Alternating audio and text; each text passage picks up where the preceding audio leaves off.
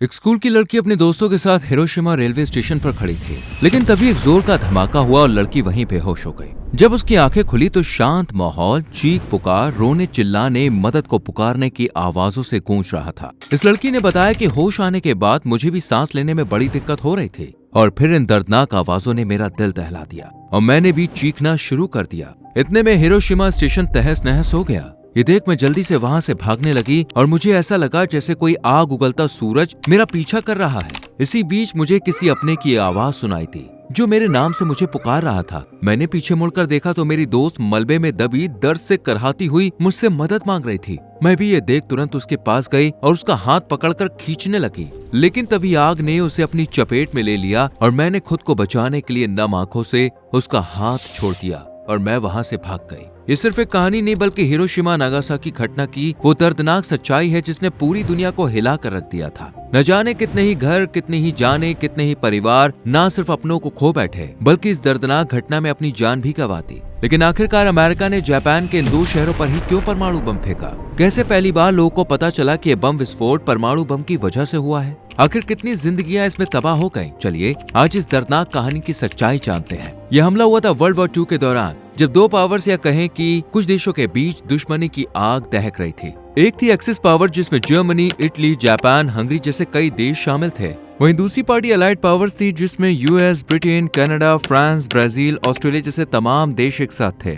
लेकिन जब जर्मनी के तानाशाह यानी हिटलर की डेथ हुई तो जर्मनी के हाल बस से बदतर हो गए। इस वजह से एक्सिस पावर की ताकत कम हो गई। वहीं दुश्मनी की ताकत कम देख अलाइड पावर की ताकत बढ़ गई। बहुत कम लोग जानते हैं कि अमेरिका ने जापान पर हमला करने से पहले अपना बहुत कुछ गंवा दिया था। दरअसल जापान के पास नेचुरल रिसोर्सेज की बहुत कमी थी, इसलिए वो आसपास के देशों पर कब्जा जमाना चाहता था और वो ऐसा कर भी रहा था। इसलिए उसने अमेरिका के अंडर में आने वाले इलाकों को भी अपना बनाने के लिए हमलों की बौछार की, जिसके जवाब में अमेरिका ने पहली बार 1942 में हमला किया और इस तरह वर्ल्ड वॉर 2 में अमेरिका को ना चाहते हुए भी इसका हिस्सा बनना पड़ा। और फिर तो जापान के गिरते हालातों को देखकर अमेरिका ने 1942 के बाद लगातार जापान को निशाना बनाए रखा और फिर आया साल 1945 जो कि जापान ही नहीं पूरी दुनिया के लिए किसी काल से कम नहीं था। 1945 में जापान के पास न खाने के लिए खाना था और न ही व्हीकल्स चलाने के लिए ऑयल डीजल, क्योंकि अमेरिका ने जापान को तेल देने से मना कर दिया। ऐसे खस्ता हाल में जापानी अपनी जिंदगी गुजार रहे थे और फिर 6 अगस्त 1945 की सुबह 6 बजे उनकी जिंदगी की वो आखिरी सुबह हुई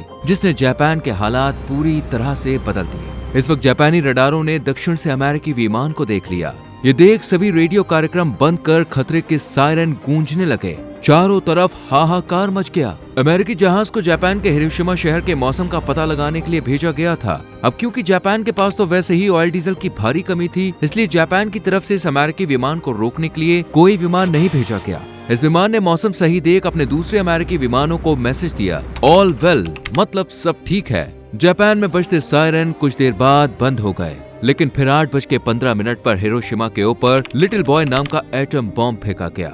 आसमान से जमीन तक का सफर तय करने में इस परमाणु बम ने 44 सेकंड्स का टाइम लिया। इस वक्त हवा इतनी तेज थी कि यह परमाणु बम अपने टारगेट से 250 मीटर दूर जाके गिरा और इस तरह यह परमाणु बम शिमा सर्जिकल क्लिनिक के ठीक ऊपर ब्लास्ट हो गया। जैसे ही ये फटा तापमान 4000 डिग्री सेंटीग्रेड से भी ऊपर चला गया। ब्लास्ट के कुछ ही सेकंड्स में एक धुएं का बड़ा सा गोला उठ गया। देखते ही देखते इमारतें, इनमें लगे कांच चकनाचूर हो गए। दूर दूर तक सन्नाटा मातम सा छा गया और करीब 80,000 लोग मौत की आगोश में समा गए।